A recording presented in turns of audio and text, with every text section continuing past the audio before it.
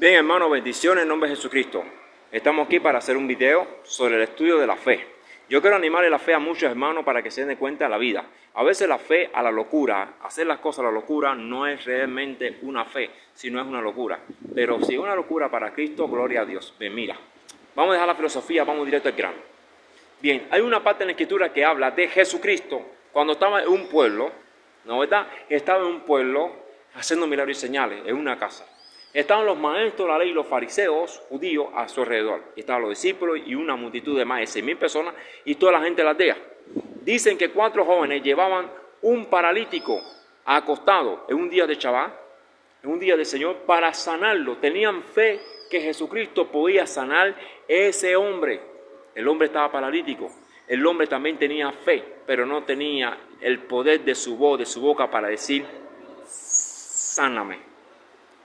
Y la fe se confiesa porque tú digas, sáname, creo en ti, lo que tú confiesas, la fe. Pero más es una cosa muy gloriosa. ¿Qué fue lo que pasó? Cuando los muchachos llegaron, la multitud no lo dejaba entrar.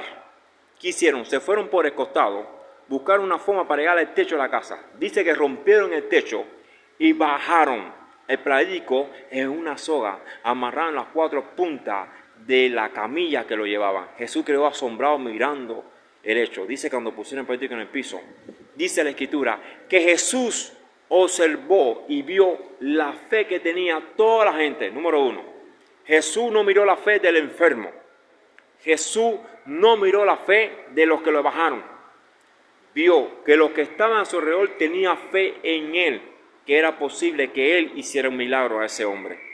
Quiere decir que el hombre recibió un milagro, recibió una señal milagrosa, recibió una sanidad de Jesús, no por su fe, sino por la fe de aquellos que creían en Jesús. Hermano, aquí nos está enseñando una cosa. Muchas veces nosotros creemos que recibimos milagros de Dios en nuestra vida por nuestra fe. Hay a veces que nosotros recibimos milagros de Dios, señales de Dios por fe, por la fe de otras personas que creen que Jesucristo puede hacer algo en tu vida.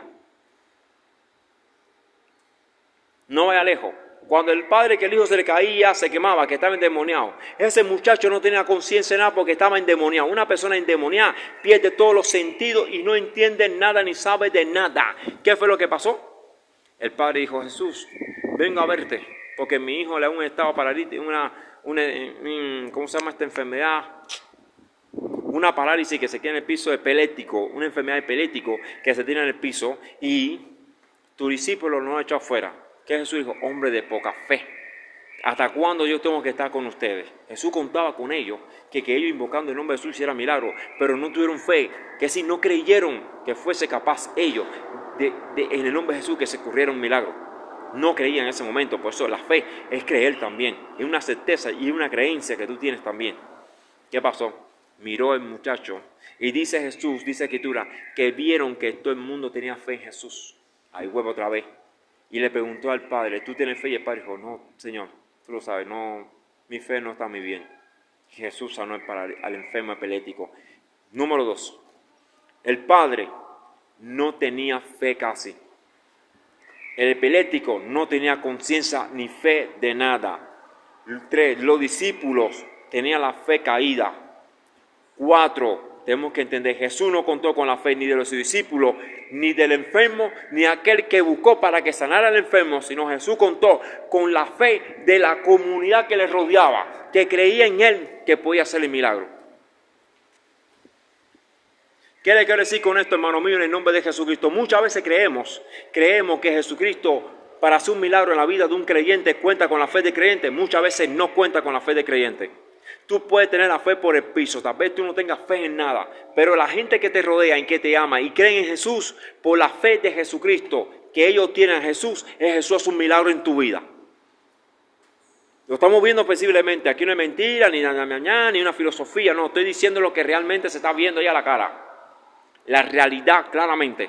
Jesús hizo un milagro contando con la fe, no de los enfermos. Vamos a ver la filocenicia. Se postró ante Jesús y dijo, Señor.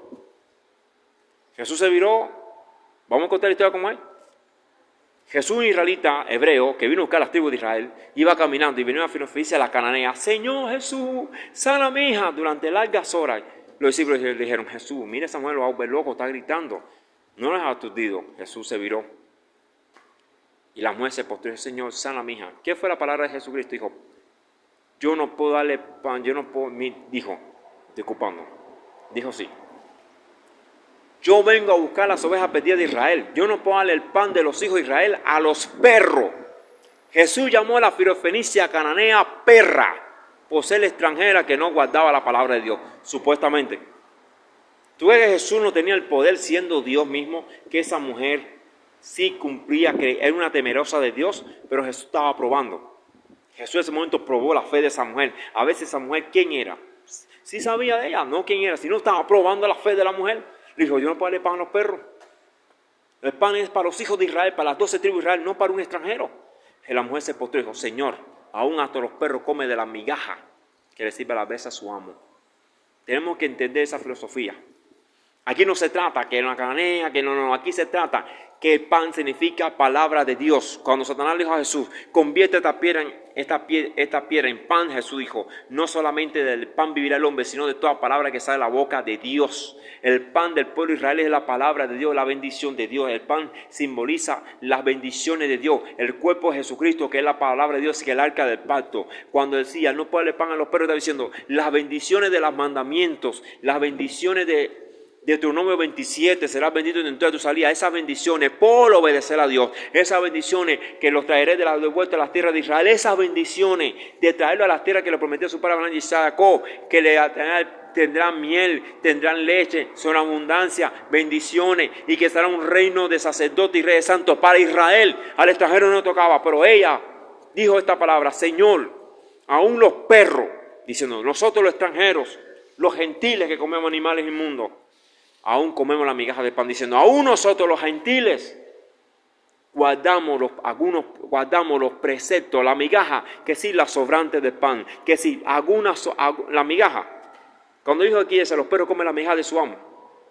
Israel tenía la sabiduría de Dios, la palabra de Dios. Los gentiles tenían la ley noágida, pero no para contar con esa ley tenían que contar con las leyes de Israel, porque en Israel estaba concentrada las leyes noágidas junto con la ley de Moisés. Entonces las migajas eran los preceptos que le tocaban a los gentiles, salían de la misma ley de Moisés. La mujer en pocas palabras le dijo a Jesús, nosotros los gentiles, nosotros vivimos conforme a algunos preceptos y mandatos que hay leyes para Israel. Esa realmente fue la respuesta. Dijo, nosotros guardamos de nuestro amo, que es de Israel, que es nuestro amo, Israel, del reino de Israel. Nosotros cogemos algunos preceptos y palabras de Israel para vivir. Los preceptos: no matar, no idolatría, no adulterar, no robar. Por eso Jesús se miró cuando dijo, aún los perros, nosotros perrillos, comemos de las migajas de Israel. Dice, comemos de las bendiciones de Israel y de la palabra de Dios a través de Israel también cogemos, vivimos de ellas. Dice, nosotros extranjeros guardamos algunos preceptos de Israel. Las leyes noágidas, que son los preceptos: no adulterar, no matar, no idolatría. Entonces Jesús se viró y dijo, wow, mujer, qué fe tú tienes.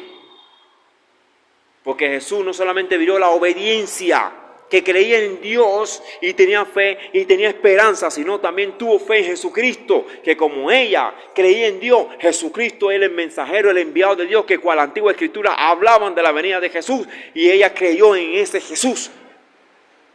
Sin ser israelita, creyó en el Mesías de Israel. Por eso dijo, creyó en el Mesías de Israel, que era capaz de sanar y transformar su vida. Por eso Jesús dijo, ¿qué fe tú tienes, mujer? Tu hija está sana. ¿Qué fe tú tienes? Porque ella creyó en Jesucristo, que te hablaba las antiguas escrituras para Israel nada más. Ella como extranjera creyó en él. Entonces, por eso vemos, hermano mío, vemos que esta es la fe. La fe tiene varias formas de aplicarse. La fe no se puede utilizar para hacer dinero. Vemos muchas personas diciendo, yo tengo fe. Levántate en fe, levanta tu cartera, levanta tu cuenta, la tarjetita bancaria, y ten fe que Dios te lo va a multiplicar. Eso se llama robo, porque dice Dios, no robarás. El dinero es tuyo, ¿acaso tú lo trabajaste? No, ¿cómo tú vas a decretar que en una libreta de banco, el banco se vuelva loco y te llene tu cuenta de miles de pesos? ¿Eso es robar? Si él roba y tú robas, tú eres un ladrón más. Tú cargas doble pecado que ellos. por robar. Y robar, entonces tú le debes al diablo. Entonces va a tener que devolver la ley de recasación de pagarle 7 veces lo que robaste. Entonces, por un lado tienes a Dios y por otro lado tienes pacto con el diablo. La fe, mi hermano, es para creer en Dios. La fe es para bendecir a Dios. La fe es para creer en Jesucristo. La fe te sirve para alcanzar la promesa que Dios te dio. Pero la fe sin obra es muerta. Tú puedes tener fe en Dios que te va a salvar. Pero si tú no obedeces la palabra de Dios, esa fe no te va ni a servir, porque más te va a condenar. Por eso nosotros, cuando tengamos fe en Jesucristo, tenemos que tener fe en Jesús, pero obedeciendo también su palabra. Si no tenemos obediencia, la fe es muerta. Absolutamente. ¿De qué te vale que tú creas? Abraham tuvo fe, pero creyó, obedeció. Cuando Dios le dijo a Abraham, sal de tu casa y tu parentela, Abraham tenía fe en Dios, pero obedeció la palabra de Dios, por eso Dios lo amó. Abraham tuvo fe cuando Dios le dijo, sacrifícame tu hijo, tuvo fe en hacerlo. Y cuando Dios le dijo, sacrifícame mi hijo, tuvo la osadía de obedecerlo. Cuando fue a entregar a su hijo, tuvo fe que Dios le iba a resucitar a tu hijo aún después de los muertos. Y cuando Dios vio su fe y su obediencia, le dijo, no, Abraham, no me sacrifiques tu hijo porque veo en tu corazón que me amas y eres capaz de obedecerme.